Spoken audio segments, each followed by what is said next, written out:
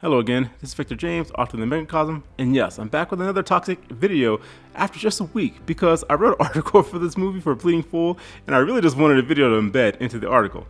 Anyway, you can go ahead and read the article at Bleeding Full, not Bleeding Cool, or on my website. Anyway, back to the movie. Now, Death Sentence is a movie that surprised me because, honestly, I've never heard of it before just a few weeks ago. I happened to run across this movie when I was searching through Tubi, and I was in the mood for some vigilante justice. But Death Sentence isn't exactly what I was expecting. So spoiler alert for those who haven't seen it yet, but I'll be delving into some plot details here. Nick Hume is just a regular corporate executive with a beautiful wife named Helen and two sons, Brendan and Lucas. Now Brendan is the most outgoing brother. He's young, funny, charming, and he's an MVP hockey player. You get the sense that Nick is more fond of Brendan than Lucas, and he's more involved in his life, and he goes to his game later that night. Now, being just a suburban company man, Nick makes a terrible decision by refilling his gas tank in a really seedy neighborhood. He finally becomes aware that he's maybe not in a good environment, but he has his back turned when a group of robbers storms into the gas station and holds the clerk and Brendan at gunpoint. The clerk also makes a foolish mistake by going for the panic button and gets blasted in the chest. And you can see the panic begin on Brendan's face as the lead robber goads another to kill him for their gang initiation. The tension rises as the jittery robber retrieves a machete from his back. Nick tries to get at Brendan but is impeded by a car and the robber slashes Brendan's throat right in front of him. While the robbers flee, Nick is able to tackle the killer and he actually demasks him. But the robber hits him and flees only to be hit by a car as he runs into traffic. Nick gets to Brendan, who is still alive but is gasping for air.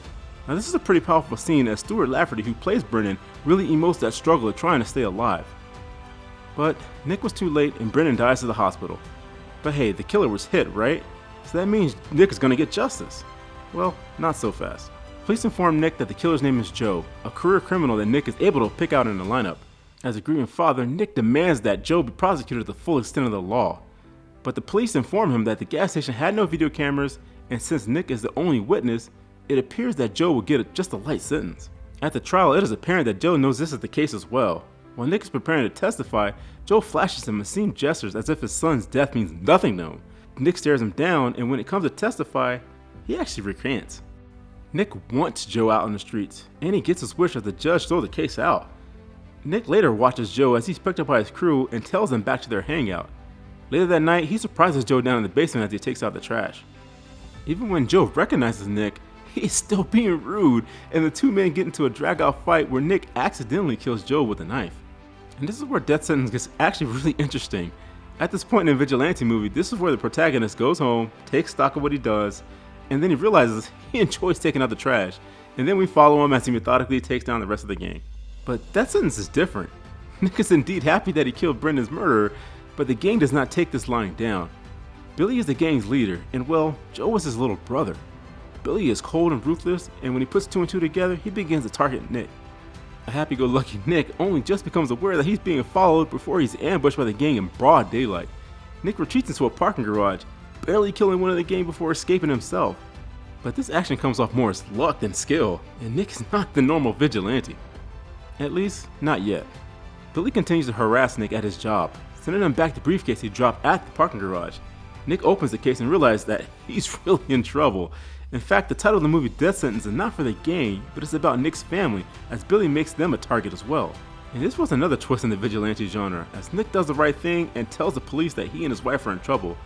Detective Wallace has been suspicious that Nick was involved in Joe's murder, but he actually doesn't confess. He just asks for her help. But even the police protection is not enough, as Billy rallies his gang and he kills the cops. Getting his revenge, Billy shoots Nick's gorgeous wife Helen and his remaining son Lucas. Billy shoots Nick as well and leaves him for dead. And this is where Death Sentence gets back on the vigilante track. Having lost everything, Nick buys some guns and goes hunting. Now I don't want to ruin the ending because it's pretty epic, as Nick has nothing left to lose. They've taken his son, his wife, his career.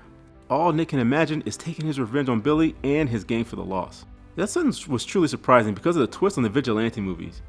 Nick Hume wasn't some Frank Castle or Paul Kersey, but just a regular guy who made one bad choice that made his life spiral out of control.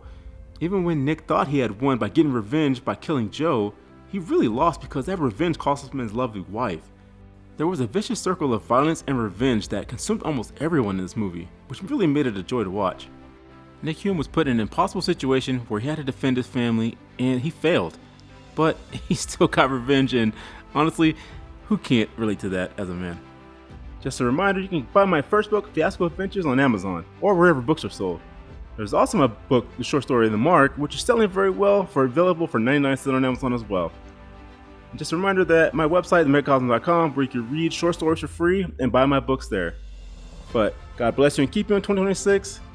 That's it, I'm done.